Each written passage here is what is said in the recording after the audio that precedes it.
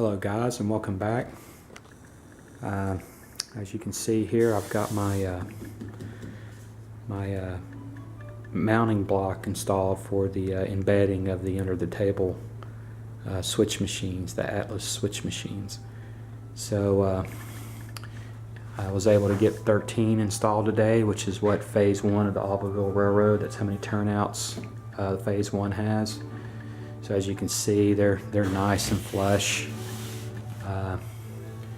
They all went in there really well. The only one I really had problem with was this one right here, and I'll explain in a second why. Actually, two reasons why. One of the reasons why is I did hit a riser with this one, but that was nothing more than just me moving the riser, which really wasn't an issue. And other than that, it went in just fine. I still got to glue these down though. They're not glued in yet, but they're in there nice and snug.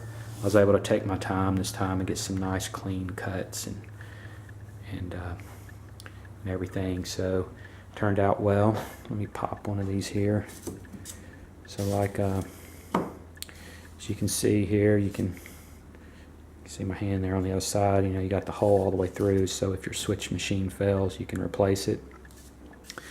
The way I was able to, well, first of all, as you can see, I got a nice clean cut there, and I think I'd mentioned in the video when I started to explain how to do this that I thought about just using my jigsaw and doing it all at once.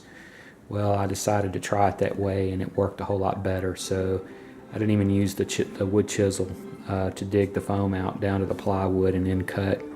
What I did is I just came in with a good sized drill bit, just drilled a hole about in the middle on each side, and then just, you know, maybe rock the drill bit back and forth to make the hole big enough where I could get my jigsaw blade in there. And then I just proceeded to cut out, you know, and as you can see, it's a pretty good cut. The way I was able to cut out achieve the rabbit cut was I used my rotary tool here. Make sure I don't cover up that mic with my hand. And what I did is I built this little spacer here, if you can see it, and I rested this part where my pinky's at. I rested that part of my rotary tool on that block, and I was just able to run it, you know, across like that, and you know, I got a nice even cut, nice even rabbit cut all the way around. That's 3/8 inch deep. So that's how I was able to do that. As far as you know, going around the perimeter, I just used my X-Acto knife, and actually I used my X-Acto knife first and cut around the perimeter, and then I went in with the rotary tool and took that part out. So yeah, that's how I was able to do it.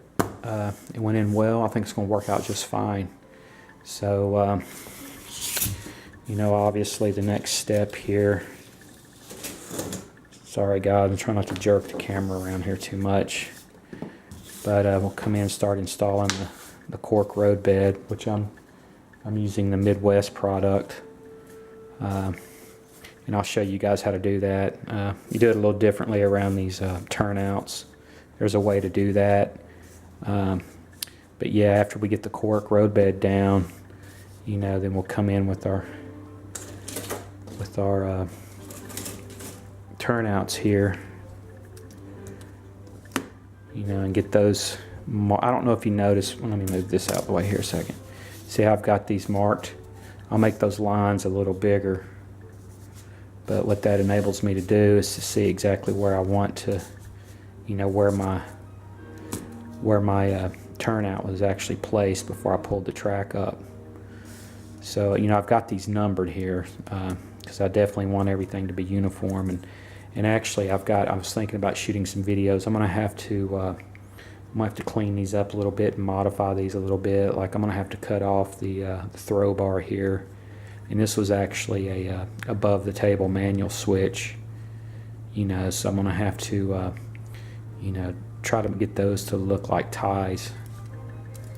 So I got some work to do to these before I actually install them, but I'll probably shoot a video and show you what I'm doing on that, because I actually might want to make these a little bit more robust and You know, maybe even give the, right now the frog is, it's not insulated. So I'm thinking about what I might want to do is insulate the frog, give it its own power, and kind of do like a jumper wire, if you will, between the stock rail and the closure rails for the main route and the diverging route. Make it a little bit more robust. I don't know yet. I haven't decided on whether or not I'm going to do that or not. But yeah, so that's what we've got. As you can see, I've got everything. You know, my train yard's marked. I don't know if you've noticed, but some of these tick marks aren't, you know, exactly on line, and that's okay. It's not, you know, it doesn't have to be precise. The reason it's like that is because I use set track right here, and I don't know if you've ever worked with set track. If you're not careful, you can kind of knock it and get it out of line. That's probably what I did before I started marking it with a pen. But I've actually got some 24-inch straight pieces that I'm going to be using for the train yard anyway. So, you know, I just really just wanted a nice line, and so I could come in and lay the Cork Roadbed. So when we get ready to start laying the Cork Roadbed, I'll come back and shoot some more video, and we will talk to you guys later.